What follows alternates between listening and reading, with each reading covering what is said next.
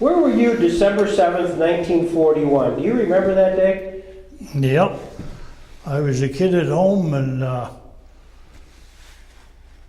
can remember where we lived and everything when we heard about it on the radio. And I enlisted. Why? When I was 17. Well, there was 4 of us fellows, and we figured we was going to get drafted, so rather than get drafted and go into the Army, we always heard that the Navy was, well, in fact, one of the old sayings is, the Army done the work, the Marines got the credit, and the Navy got the pay. So, Never heard that. so anyway, this is why I joined the Navy. Did you find that to be the fact? Yes. Did your parents have to sign for you? Yep. And they signed for me, and like they didn't want me to go in that. And like I told them, I said, well, my theory was, when the good Lord wants you, it don't make any difference where you're at, you're going to go. And how did your mother take all this? She didn't care for it, but she finally agreed that I could go. In fact, they was so short of men when we enlisted. I only had 3 weeks of boot camp, and I went aboard. Well, they assigned me to the ship. We went to Boston and put the ship in commission in June of 44. What was the ship? The U.S.S. Maddox. Picked up the aircraft carrier Ticonderoga. It was, they just put it in commission. And we went on through the canal. In fact, it took us 2 days to get through there because Ticonderoga was so big. We went through and we had liberty on both sides of the canal. What did you do during Liberty? Well, you just went and looked over the city and that, like Panama City on one side and Balboa on the other. Well, anyway, they needed somebody to escort the Ticonderoga on out. So, us being as good as they were, they sent on with the Ticonderoga. My first battle I was in was the liberation of the Philippine Islands, Luzon. And then I was in all of them from then on to the end of the war, with the exception of Iwo Jima. And when they invaded Iwo Jima, we was in a floating dry dock getting repaired from a suicide plane. We got suicided on the 22nd of January, 1945. So what's your, on the ship itself, are you a gunner? What's your assignment? I was a gunner's mate. Gunner's mate. What did that mean? Well, I had, you repaired all the guns, like your 20 millimeters they use for aircraft. You could fire 60 rounds in 7 seconds. And every third shell was a tracer. And those magazines, after they would fire, say like 2 magazines of those shells, you had to change the barrels on them.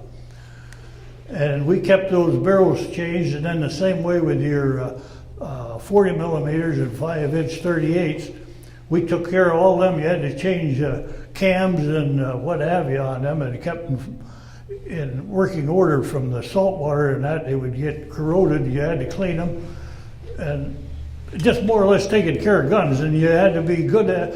In fact, they taught us a lot of those you had to repair them in the dark, blindfolded.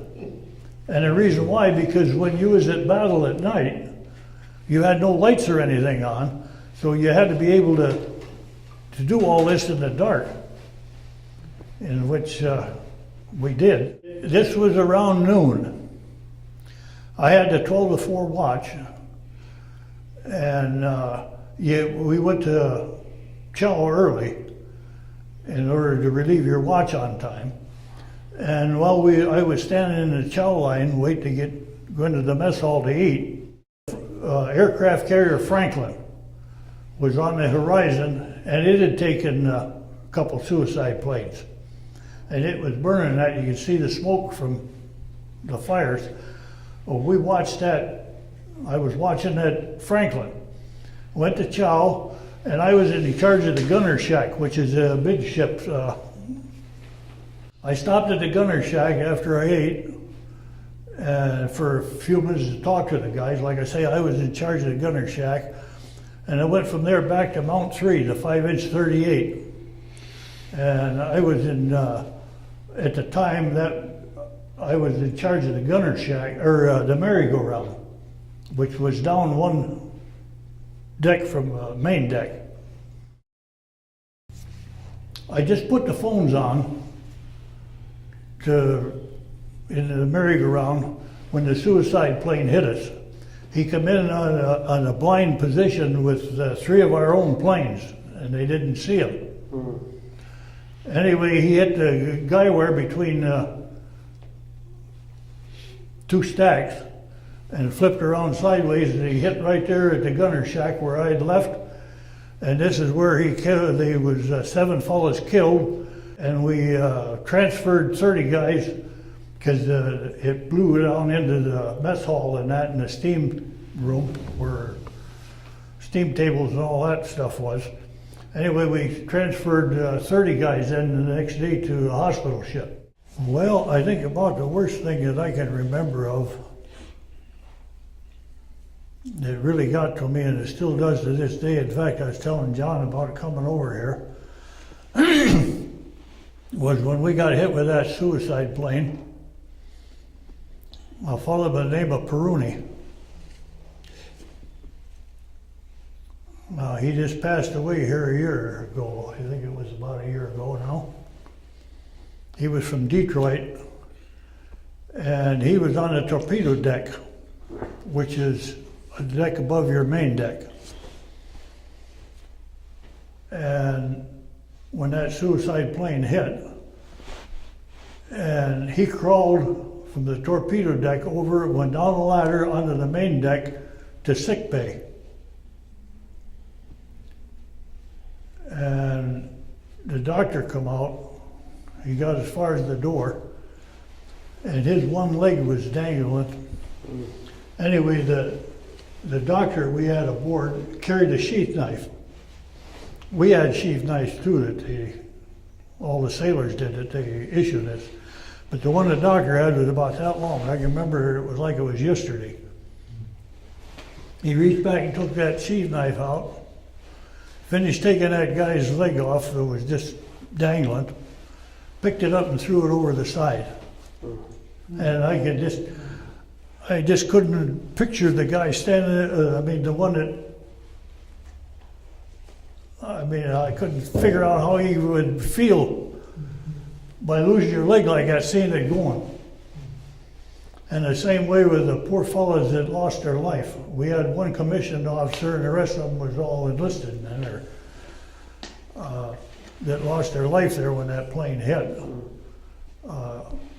It's just something that sticks in your mind forever, you know. Someplace here in this stuff that I've got part of the flag from he was carrying, plus some of his orders are, here's part of the flag. Oh, my God. Could you open it up? Oh, wow. That's unbelievable.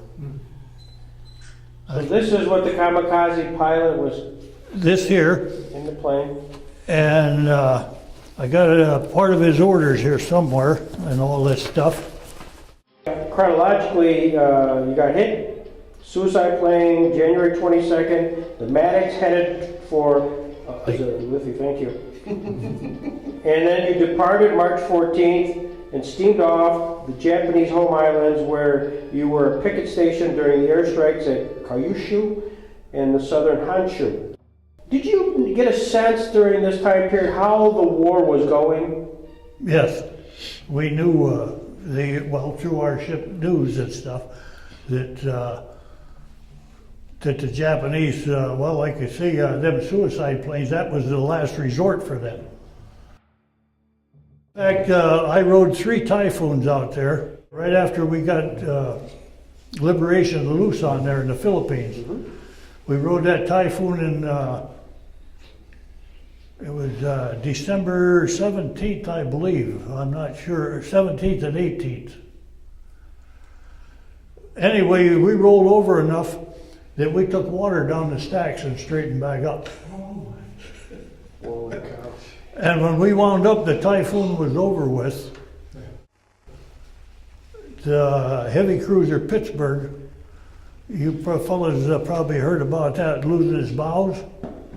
There was two compartments on the front of that ship, like he would have took a knife and cut it. And when the Typhoon was over with, the only ship that I could see besides ourselves was the Pittsburgh. We was together. And the rest of them, what they did is steered and went on their own way to keep from capsizing. That was the biggest disaster in naval history.